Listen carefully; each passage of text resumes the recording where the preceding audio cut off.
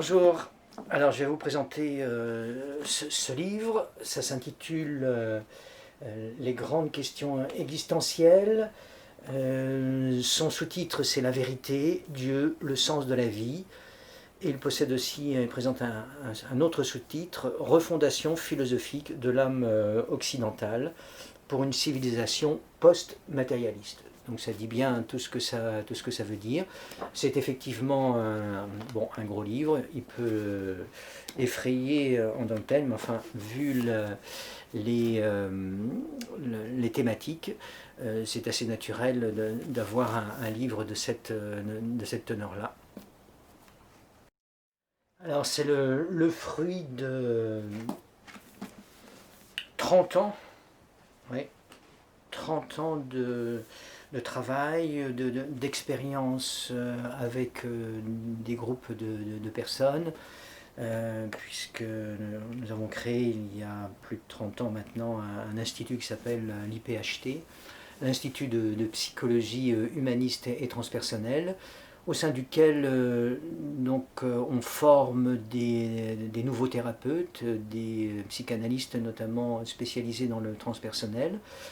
Et dans le cursus de formation, il y a un cours développé de philosophie qui a donné lieu à beaucoup d'échanges avec nos stagiaires.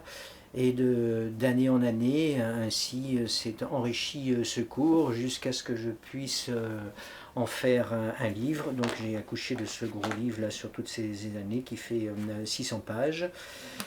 C'est un gros livre qui peut effrayer, mais en réalité on peut le lire comme on veut, c'est-à-dire il y a un sommaire qui est très détaillé et à l'intérieur du livre il y a des petits paragraphes. Des petits paragraphes qui sont comme autant d'articles que l'on peut lire là pendant un quart d'heure, une demi-heure si on veut. On peut le lire donc de façon un peu aléatoire même, on peut piocher dedans, on peut se laisser attirer par les divers thèmes. Il a trois grandes parties. Une première partie qui est une partie tout à fait fondamentale, qui concerne la thématique redoutable et difficile de la vérité. Qu'est-ce qui est vrai, qu'est-ce qui est faux, comment le savoir. Ce sont des questions qui sont ardues et qui demandent des réflexions approfondies. Donc toute la première partie est consacrée à cela. On démonte en quelque sorte le processus cognitif. La seconde partie est consacrée à une autre question cruciale évidemment, qui est la question de Dieu. On est dans un monde qui nie farouchement ou tacitement ou implicitement l'existence de Dieu. On confond bien souvent cette question avec la religion.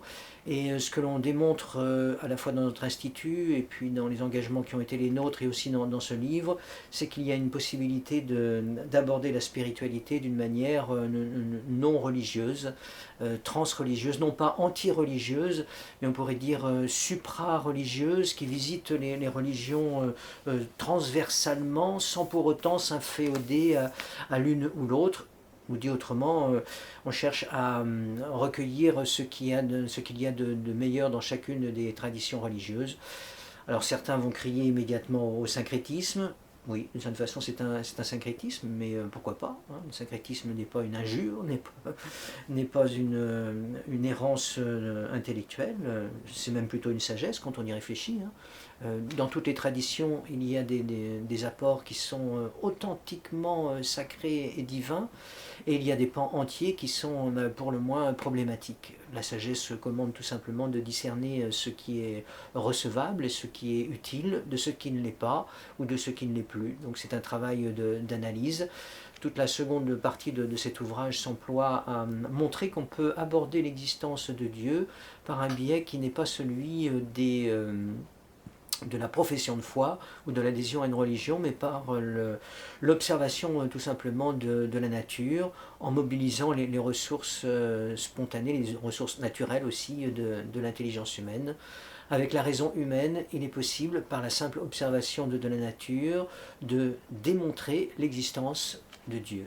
Voilà, donc la deuxième partie est consacrée à la démonstration de l'existence de Dieu par la raison à partir des sciences modernes, et on veut montrer par là aussi qu'il n'y a pas de rupture entre la physique, comme on dit, et la métaphysique, mais au contraire un lien intrinsèque, où il n'y a pas de rupture entre la matière et l'esprit, c'est une autre façon de le dire, ce qui donne lieu à la possibilité de développer une nouvelle spiritualité libre, naturelle et transreligieuse. C'est la deuxième partie. Et la troisième partie de l'ouvrage est consacrée au sens de l'existence. Nous sommes dans un monde où la doctrine qui domine, ce sont les philosophies dites de l'absurde, qui affirment qu'il n'y a aucune finalité objective dans le cosmos. Or, on peut démontrer exactement l'inverse. La vie n'est pas absurde. La finalité de l'existence humaine ne s'arrête pas à la mort physique, mais on peut démontrer par là même et de fait que l'âme humaine est immortelle, et puisqu'elle est immortelle, elle n'est donc pas abolie par la mort. Si elle n'est pas abolie par la mort, elle continue son existence, donc le problème de ce qui se passe après la mort. On adhère ici explicitement, comme toutes les grandes traditions orientales, à la doctrine des vies multiples, la doctrine de la réincarnation, et on montre dans ce livre qu'il est possible d'apporter un certain nombre là aussi de démonstrations philosophiques pour une part, mais aussi empiriques d'autre part, qui tendent à prouver, à démontrer donc la validité de cette thèse des vies multiples, ce qui change considérablement les perspectives, puisque lorsqu'un être humain vient à naître dans cette existence, il ne naît pas de rien, il n'est pas le produit chimique de ses propres parents. Au contraire, il vient avec une antériorité. Les orientaux parlent de karma, c'est souvent ridiculisé par nos intellectuels de service, et pourtant le karma est une réalité redoutable. C'est d'ailleurs la seule manière d'expliquer et d'expliciter, de rendre compte de la diversité des naissances humaines. Comment expliquer la disparité des naissances humaines uniquement par la chimie ou par la sociologie, c'est proprement impossible. Les âmes humaines sont des entités distinctes, uniques, qui possèdent des antériorités, qui les orientent dès leur naissance, dès leur premier souffle, dans une direction. Ce qui donne lieu, cette perspective, à une toute nouvelle anthropologie, à une toute nouvelle manière d'aborder l'existence humaine, et on rompt radicalement avec les modèles qui sont imposés dans nos universités aujourd'hui, le modèle de l'homme-machine et le modèle de l'homme animal. Pour contrer et rééquilibrer ces modèles défectueux, on propose le modèle de l'homme spirituel, de l'homme divin, qui constitue le cadre conceptuel dans lequel s'inscrit et s'insère et se développe une nouvelle approche de la psychologie que nous enseignons depuis 35 ans. On n'est évidemment pas les seuls à enseigner ce type de psychologie au monde. Elle est très peu développée en France. On est parmi les seuls. Peut-être qu'il y a une autre école comme nous, une ou deux autres écoles peut-être qui enseignent la psychologie transpersonnelle. La psychologie transpersonnelle est une psychologie qui affirme la spiritualité de l'âme humaine, et cela, ça change radicalement la manière d'appréhender, de comprendre et de soigner l'être humain, puisqu'on intègre des dimensions que les psychologies d'obédience matérialiste ignorent. Voilà, donc c'est un gros livre, un livre de fond dans lequel on peut picorer à volonté selon les thèmes qui nous intéressent. On peut le lire d'une façon didactique, puisqu'il est conçu comme une unité démonstrative des thèmes les plus fondamentaux jusqu'aux applications les plus pratiques. Voilà, ça s'intitule « Les grandes questions existentielles ». Il fait 600 pages.